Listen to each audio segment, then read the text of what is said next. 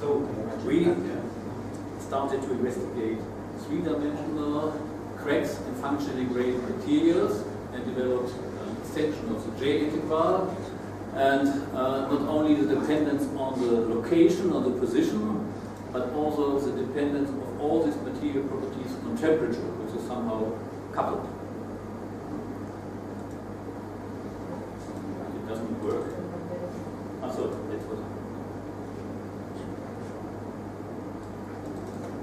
Yeah, some problems Okay. with. So after some motivation, I will explain the theory and then the implementation in the FEM code abacus, and then give an application to the thermal shock of a semi-elliptical surface crack and a summary.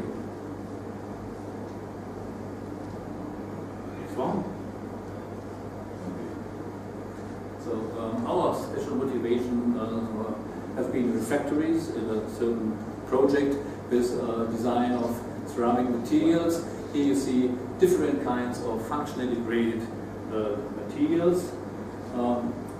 This to make gradation across some thickness that is functionally graded. The porosity, you see the microcracks or micropores vary in the thickness direction. Other options are layered materials.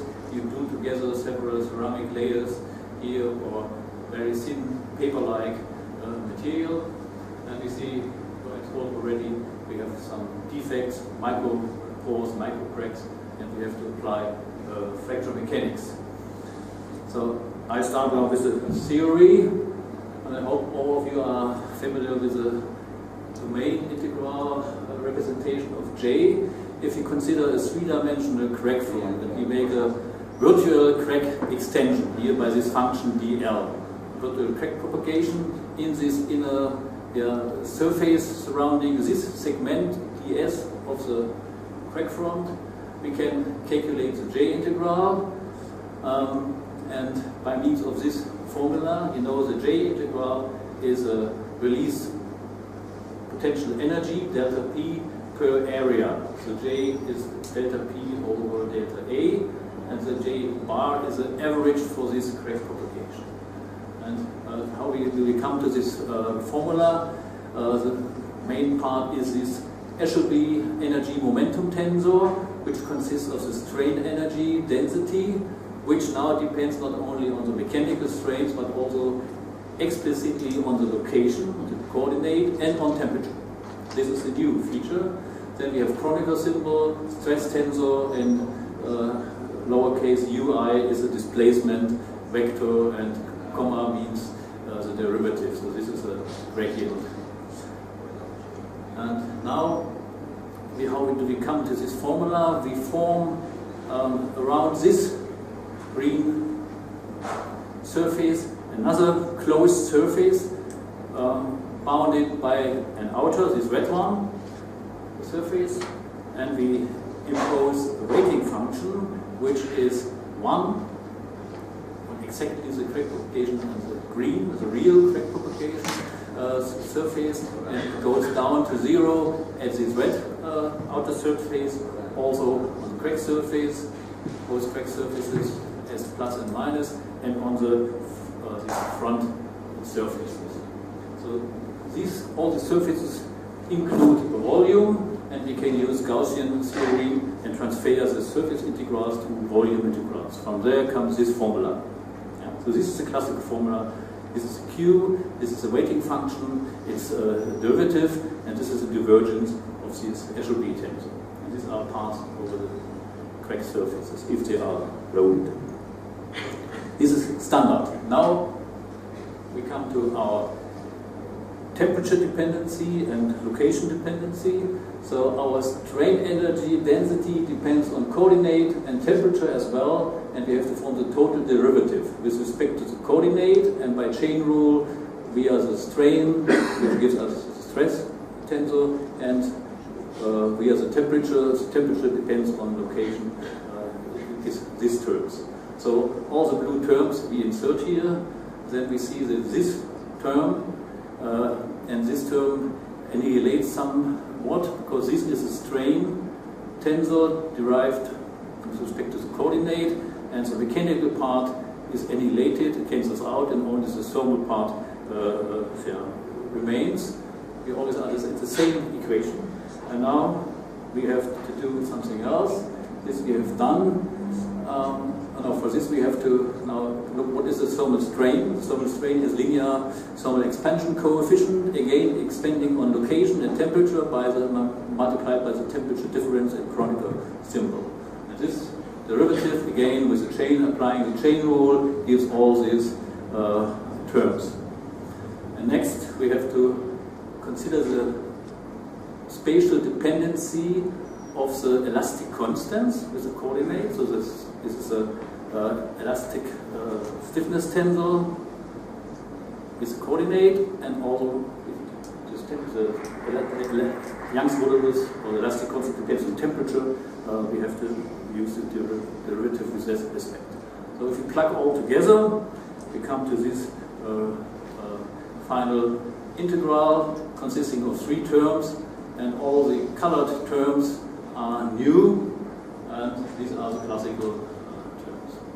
So this has to be implemented in the software. I cannot go into details. We did it with Abacus and Python scripting to formulate the gradation of the material parameters, and at the end, from the output, we make the integration by our software JPost. And application now is done to a thermally shocked plate. So we have a plate with a semicircular surface crack, and the plate in the initial state has constant temperature of 700 degrees, and on the front surface it is cooled down immediately to 300 degrees centigrade. Here we see the temperature profile, so as function of time.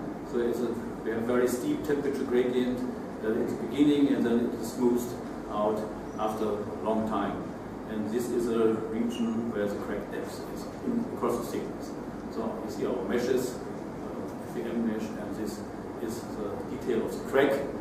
We have the angle phi, which defines the crack front position. Phi equals 0 is a surface point, and phi equals 90 degrees is a apex point.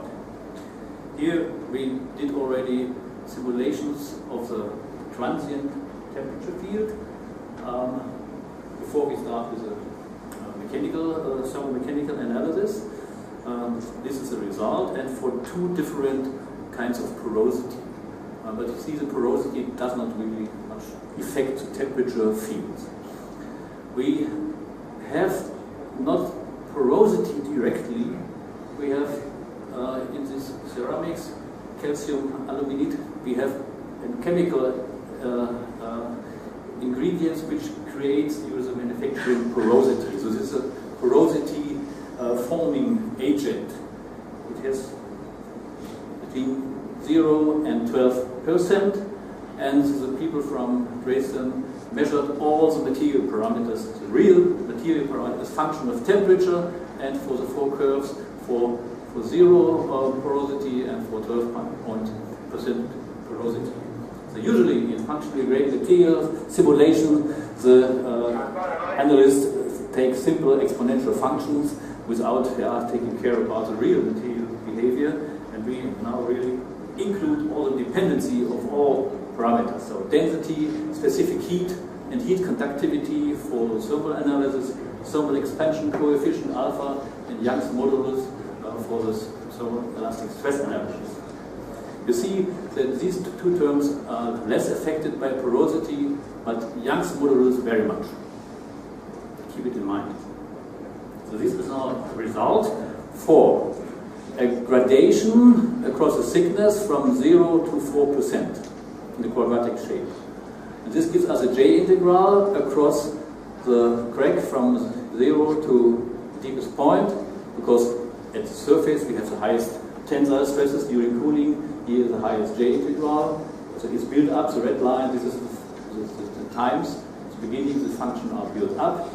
At 20 seconds we have the maximum J integral profile, and then it's declining up to 0 if this wall specimen is cooled to 1 temperature. And here you see this plot shows us the J integral around this crack front for 13 different contours. So, and this is a similar but another presentation. But you see all coincide, so we have perfect path independence, which is due to the additional terms if we apply abacus standard, so you won't get path independence. Okay, now another consideration, the same specimen, and we distinguish or want to investigate the effect of temperature dependency. So the red is our reference curve, there's a full dependency of all parameters on temperature is involved.